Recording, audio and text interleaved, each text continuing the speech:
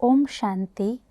नवरात्रि के आज के इस तीसरे दिन की आप सभी को बहुत बहुत दिल से शुभकामनाएं हैं और बधाई है।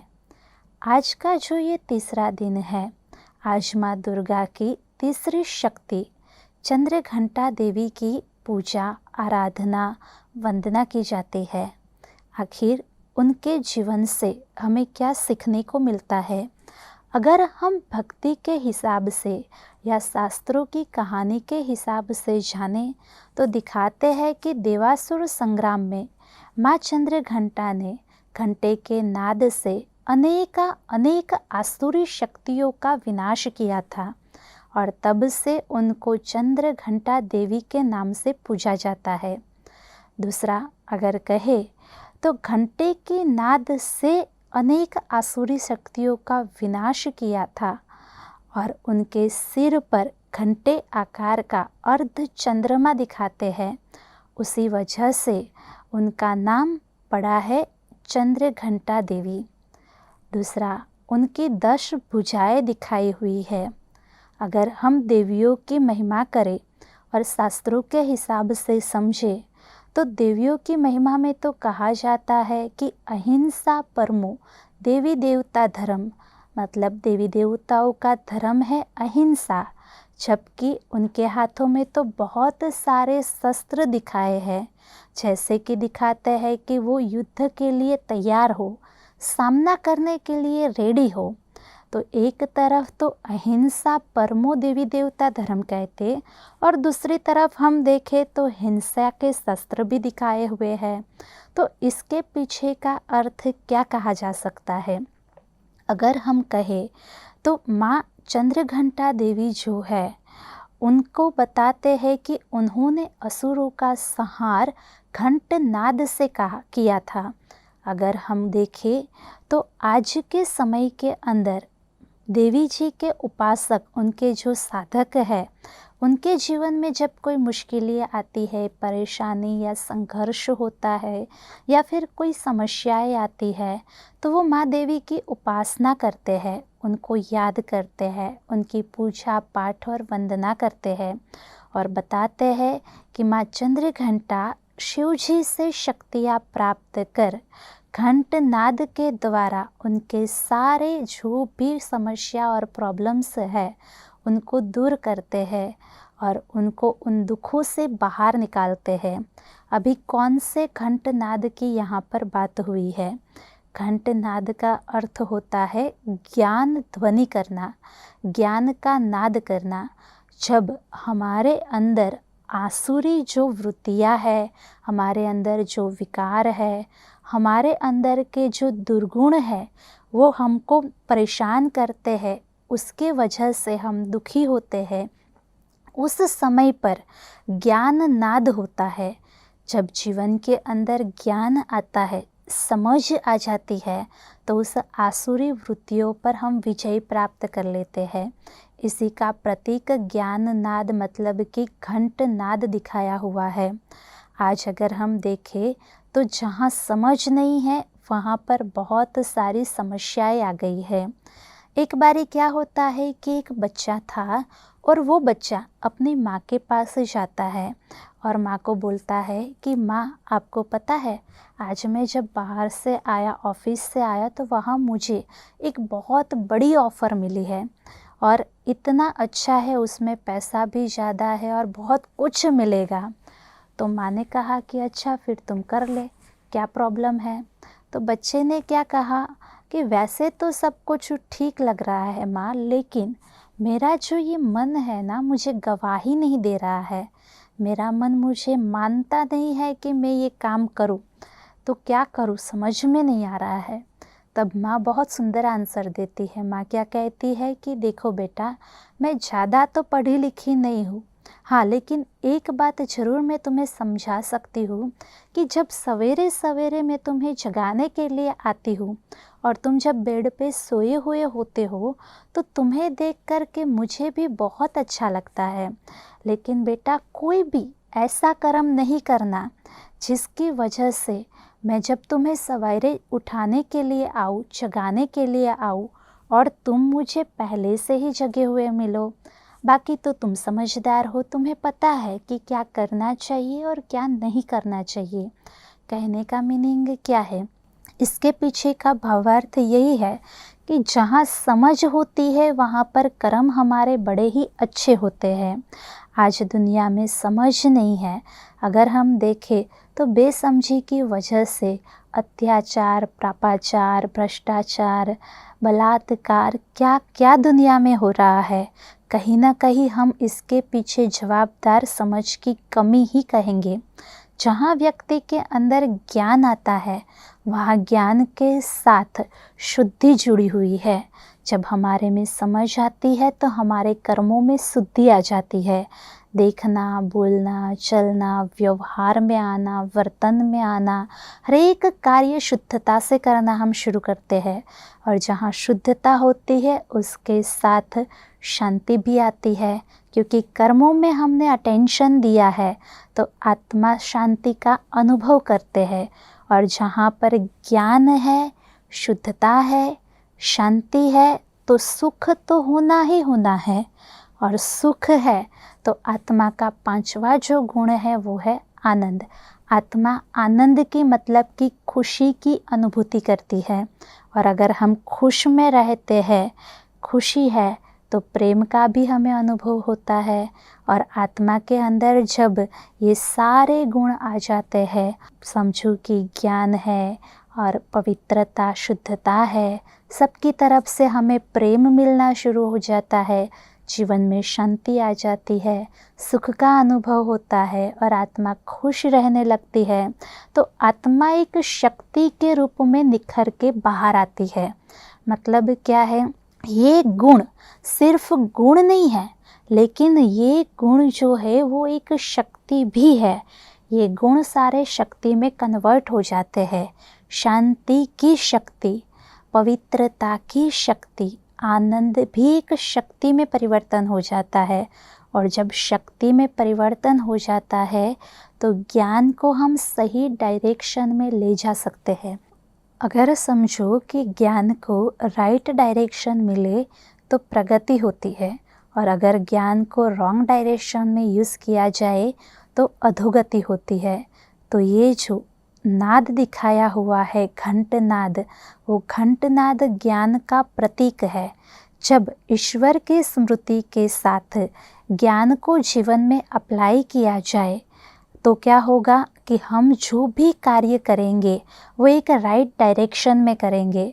और राइट डायरेक्शन में कार्य करने की वजह से हमारे जीवन के अंदर शक्तियाँ आती है, और शक्तियाँ आने की वजह से हर एक बात को हम आसानी से पार कर सकते हैं। इसी का प्रतीक घंट नाद दिखाया है। और देवियों की भुजाओं में एक एक शस्त्र वो शक्तियों के प्रतीक के रूप में दर्शाया हुआ है। वो अलग अलग शक्तियाँ, सहन शक्ति, सामना करने की शक्ति, विस्तार को संकीर्ण करने की शक्ति, परखने की और निर्णय करने की शक्ति। अगर हम देखें तो कोई देवी के हाथ 8 दिखाए हुए हैं, कोई देवी की भुजाएं 10 दिखाई हुई है, जैसे कि चंद्रघंटा देवी की भुजाएं 10 दिखाई हुई है। और हर एक भुजा में कोई ना कोई शस्त्र दिखाया है जो शक्ति के प्रतीक के रूप में दर्शाया हुआ है। इस शक्तियों को जब हम हमारे जीवन में ला लेते हैं तो क्या होगा कि आत्मा जो है वो सुख शांति का अनुभव कर सकती है और जीवन में सफल बन सकती है। तो इसी के प्रतीक के रूप में चंद्रघंटा देवी के हाथ में अलग अलग शस्त्र बताए हुए हैं। बाकी कोई ऐसा नहीं है कि हिंसा करते हैं। असुर मतलब क्या है, हमारे अंदर के जो असुर है, विकार ही तो असुर का स्वरूप है। कई बार हम नहीं कहते हैं देखो इसके अंदर तो कितना बड़ा भूत आ गया है। कोई ज़्यादा गुस्सा करता है तो यही बात बोलते हैं कि इसमें तो भूत आ गया है। भूत मतलब क्या है, भूत कोई ऐसा स्वरूप थोड़ी है, लेकिन ये जो विकार है यही भूत का प्रतीक है। और इसी विकारों पर विजय प्राप्त करने के लिए शक्तियाँ चाहिए, और वो शक्तियों को जीवन में लाने के लिए नॉलेज चाहिए। और वो नॉलेज के नाद के रूप में घंट नाद दिखाया हुआ है। दूसरा दिखाते हैं कि माँ चंद्रघंटा देवी जो है उनके सिर पर चंद्र लगाया हुआ है। चंद्र जो है वो शीतलता का भी प्रतीक है और शांति का भी प्रतीक है। ईश्वर के साथ जब हम जुड़ते हैं तो आत्मा शांति का भी अनुभव करती है और शीतलता का भी अनुभव करती है, इसलिए उनको सर्वश्रेष्ठ स्थान सिर पर रखा हुआ है। दूसरा अगर देखें तो माँ चंद्रघंटा की सवारी जो है वो दिखाते हैं शेर की सवारी, सिंह की सवारी दिखाई हुई है। अभी सिंह क्यों रखा हुआ है? वास्तविकता क्या है? वो शक्ति का प्रतीक है। सिंह पर वैसे तो कोई सवार नहीं हो सकता है, लेकिन शक्ति जब होती है, शक्तिशाली आत्मा ही सिंह पर सवार हो सकता है। सिंह जो है वो वीरता का प्रतीक है, धैर्यता का भी प्रतीक है और उनकी जो वृत्ति है वो आक्रामक वृत्ति दिखाई हुई है। इसका भावार्थ ये होता है कि हमें हमारे जीवन के अंदर जब भी कोई समस्याएं आती है तो उसका सामना करना है और उस सामना करने के लिए शक्तिशाली बनना है। और वो शक्ति का प्रतीक जो है वो सिंह बताया हुआ है। हमारे विकारों पर विजय प्राप्त करने के लिए शक्ति होनी चाहिए। कई बार हम सोच लेते ये तो पॉसिबल ही नहीं है, हो ही नहीं सकता, हमारे अंदर गुस्सा है, हमारे अंदर ईगो है, लेकिन आज के समय में ये कैसे निकाला जा सकता है? ये तो शक्य ही नहीं है। दुनिया में रहना है तो ये सब बातें तो होनी ही चाहिए, लेकिन ऐसा नहीं है। इन सारे अवगुणों को निकालने के लिए आत्मा को शक्तिशाली बनना पड़ेगा और शक्तिशाली की निशानी जो है वो शेर दिखाया हुआ है। तो चलिए, आज हमने बहुत सुंदर बात समझी है कि माँ चंद्रघंटा देवी के जीवन से हम यही प्रेरणा लेंगे कि ज्ञान को जीवन में अप्लाई करेंगे, हम आत्मा को शक्तिशाली बनाएंगे और शक्तिशाली बनाने के बाद हम विकारों पर विजय प्राप्त करेंगे।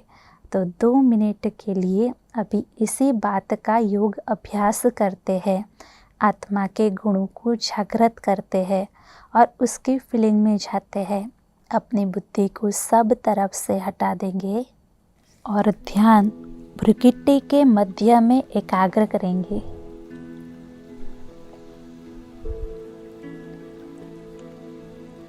आत्मचिंतन के आधार से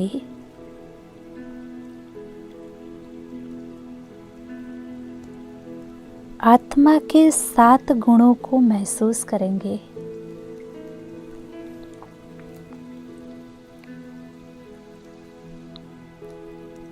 अपने अंतर चक्षु द्वारा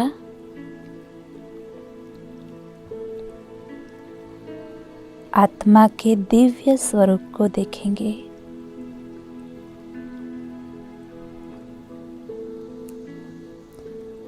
मैं आत्मा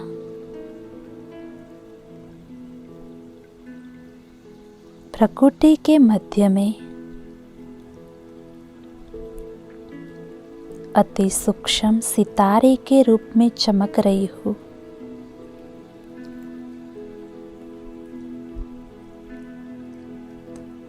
मैं आत्मा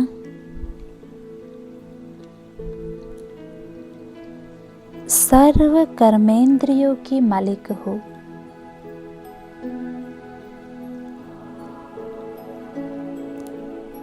अंतर चक्षु से स्वयं को देखेंगे।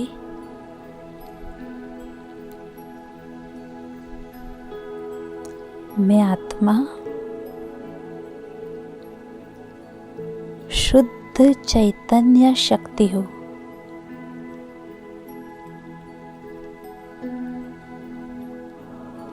ज्योति पुंज हूँ।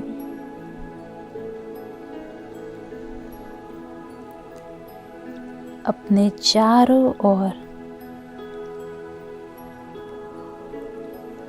दिव्य प्रकाश का आभामंडल देख रही हूँ।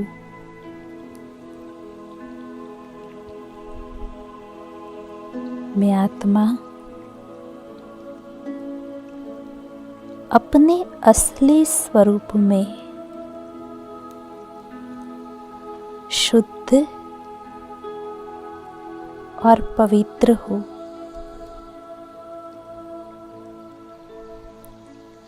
यही मेरा वास्तविक स्वरूप है।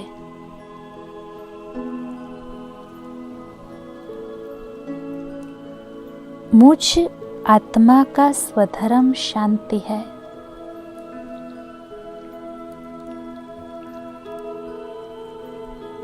मैं अपने चारों ओर शांति के प्रकंपन महसूस कर रही हूँ।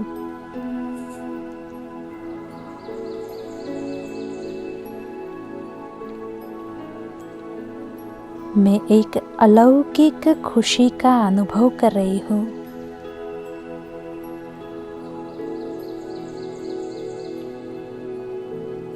एक प्रसन्नता पूर्ण शांति की ऊर्जा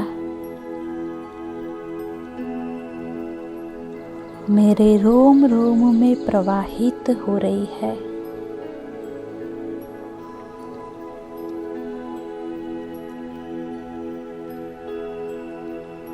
कितना सुखद अनुभव हो रहा है।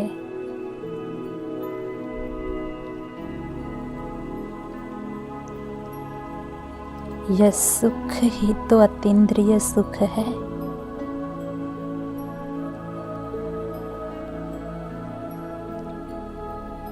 इसी शांति में मैं परमानंद का अनुभव कर रही हूँ।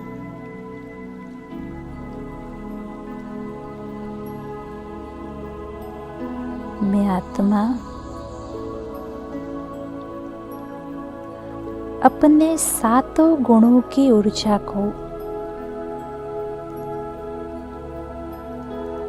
स्वयं में महसूस कर रही हूँ।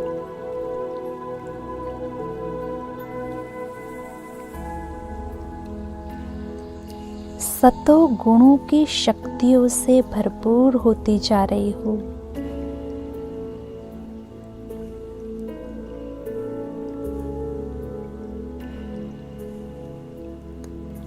यह सातों गुणों की शक्ति को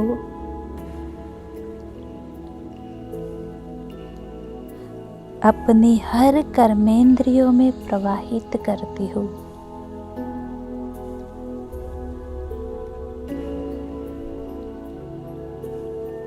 अब मैं सारे दिन हर कर्म में, व्यवहार में आत्म शक्ति को प्रवाहित करूंगी।